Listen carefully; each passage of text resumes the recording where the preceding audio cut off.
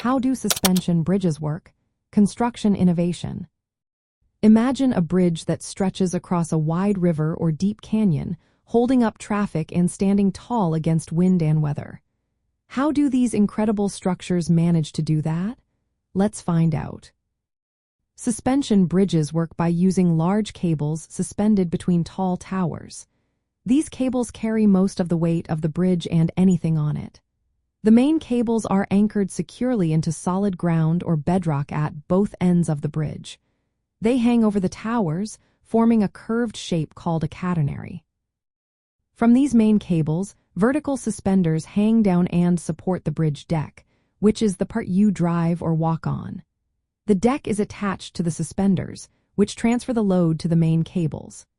This setup allows the bridge to span very long distances because the cables handle tension, or pulling forces, while the towers handle compression, or pushing forces.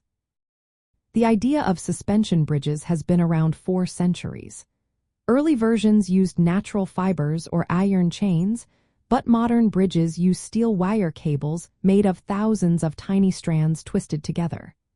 These steel cables are incredibly strong and flexible, allowing for longer spans and better durability. Building a suspension bridge starts with anchoring the cables into solid ground.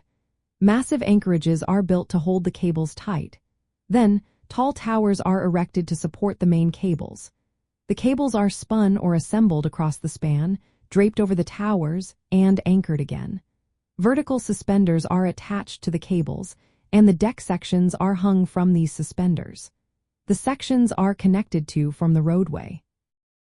This construction method means much of the work can be done without building supports underneath, unlike other bridge types.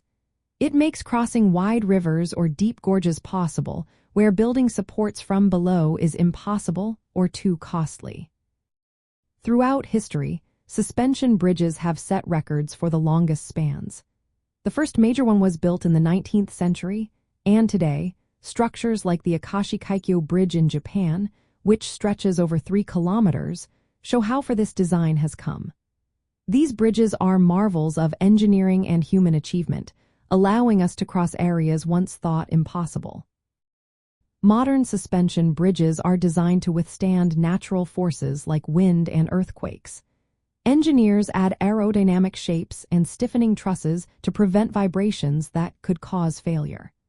The collapse of the Tacoma Narrows Bridge in 1940 showed how important these safety features are. In the end, suspension bridge innovation has pushed the limits of what we can build.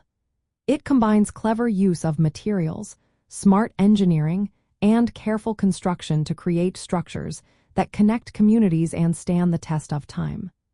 These feats of engineering continue to inspire and demonstrate human ability to conquer nature's biggest obstacles.